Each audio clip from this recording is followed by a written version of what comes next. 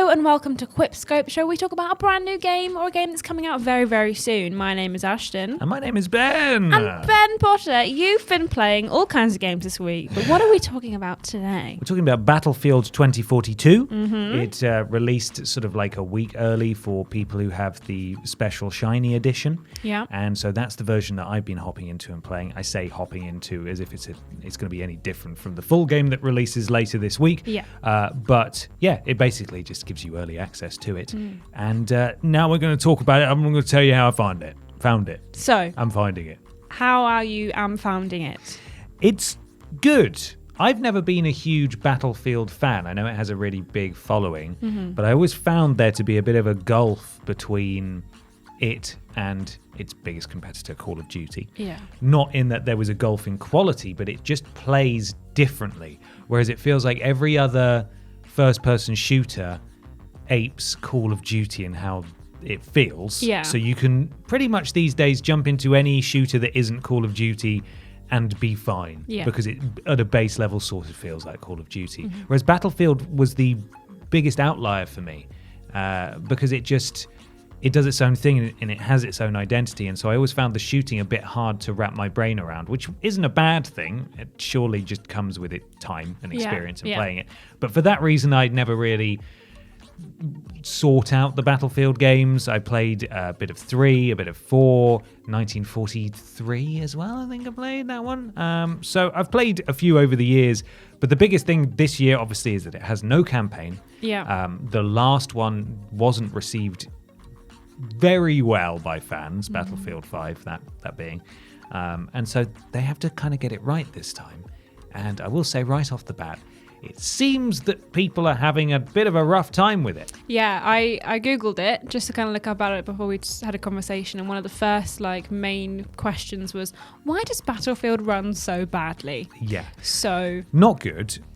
It does. I will say it does seem that the majority of the issues seem to be on PC and Xbox. I was playing on PS5 and I did encounter a couple of issues. I had it totally freeze up on me at one point, and then another time I launched into a game and everyone was there and you could see the live text chat, just like, what's happening? Why aren't we spawning in? No one's deploying. And we're all just we're all just sat there waiting to be able to deploy, and the countdown's gone, but nobody's able to start. good. Which isn't great. No. And then people in the chat were saying, no, this happens. Just we're going to have to leave. It's broken. And it's like, man, that's not good. And I've seen a couple of write-ups about this and, saying, admittedly, this is essentially early access because the full release is later this week.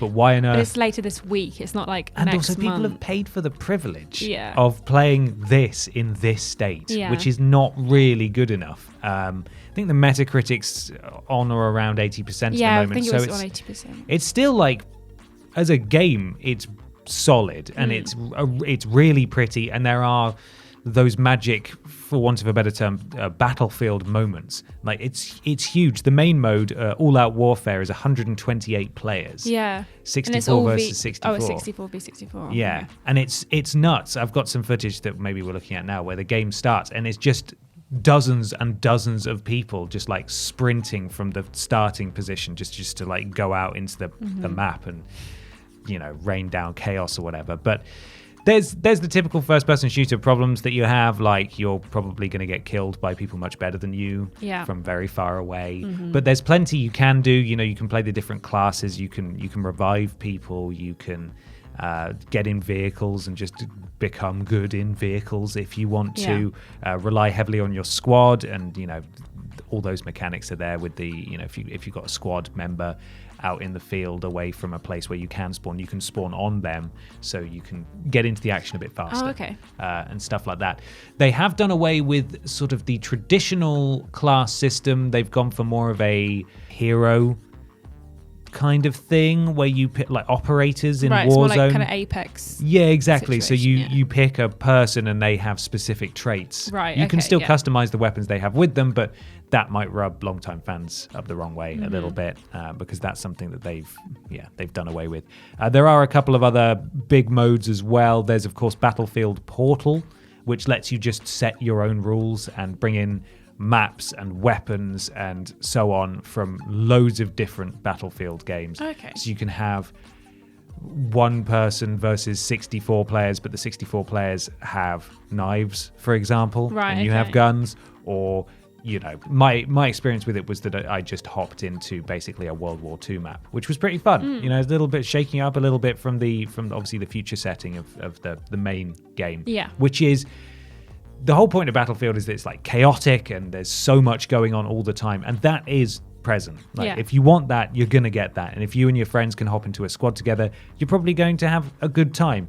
Just be aware that they've got a lot of server issues at the moment, and there is no campaign, which in some people's books is a mark against it. There's also Battlefield Hazard Zone, which I admittedly have not had a chance to play, but it's just squads versus squads. So rather than 2 teams, it's squads of 4. You're all competing for objectives. I think that you only get 1 life, so you've got to... So it's a battle royale kind of Sort situation. of, except you're going after a specific goal, like you're seeking out some hard drives, and once you've got them, you've got to hold on to them and then exfil from like a randomized location on the map. So it's very tactical. This is what it says on in their words. You might have to have a little bit of luck. But I wasn't playing with a full squad, and I didn't really want to play with randoms. So I haven't given that mode a go yet. But there are the 3 big modes. There's Portal, All-Out Warfare, which I think most people are going to be playing, and then this Hazard Zone as well.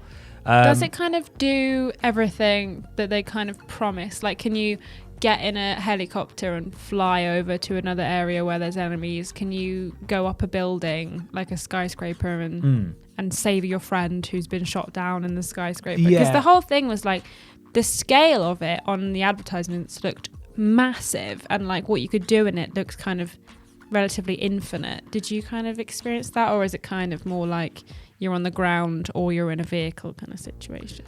The trailer was very much sort of dramatizing the kind of experience that Battlefield players do genuinely have. Yeah. But it's not like that all the time. Yeah. Obviously. It is, again, it's this sense of chaos, and this, what Battlefield does so well is it captures the sense of this all-out war, essentially. You know, you may be in one part trying to capture an objective, and then in the distance you'll see big explosions or hear distant gunfire, and you know that's another person having an experience over there. Yeah. You can get in the vehicles, and you can, I mean, if you could set it up so that you put C4 on a little ATV and then jumped off a building into a helicopter, which I think has happened, because that's what that trailer footage was based on, is that someone managed to do that, then that's great. But the chances of that happening, you're probably going to spend a dozen games trying to make it work. And you'll get shot before you even manage to do it. Precisely. Yeah. So don't expect these obscene, crazy moments to be happening. But it's a really solid first-person shooter that's made some decisions that may not be too popular with its core audience. Yeah. But if you can grab some friends, I think you'll probably enjoy it. It's DICE. You know, it's polished within an inch of its life. It'll probably be supported for quite a while. Probably not quite the reception that they were hoping for or they needed in their Call of Duty killer, but for what it is, you're still probably going to get a lot out of it if you're a Battlefield fan. Yeah. So there we are. That's Battlefield 2042. Battlefield 2042. Now we've got the really fun bit that James Jenkins is notoriously very bad at. Oh, he did an Elden Ring one earlier. It was like watching a man unravel in real time. Really struggle and just carry on explaining it until we've got to the 20-minute mark. So Battlefield 2042, more like Battlefield 20 Friends and You, plus maybe 100 others. That's good. Is that all in brackets? Plus maybe 100 others. It's all in brackets. Battlefield 2042, more like Battlefield have yourself a brew, because while you're waiting for the servers to work, you might as well just go put a cup of tea on. Something like that. That's good. Battlefield 2042, more like Battlefield 2040 poo. No, it's not that bad. It's actually pretty good. It's actually a really good game. It's just got a lot of server issues, which I'm assuming they'll fix. Yes. So. Well, we hope. But yeah, you would hope. We hope. That is your QuipScope on Battlefield 2042. If you've been listening and you want to see some footage, it'll be on the YouTube channel. Ben recorded a bunch of footage of you playing. You see him die. See me die loads. Quite a few times, I imagine. Yeah, and it's out at the end of the week. Yeah. Cool. Well, thanks, Ben. Thanks, Ashton. Well, goodbye. Bye, everybody.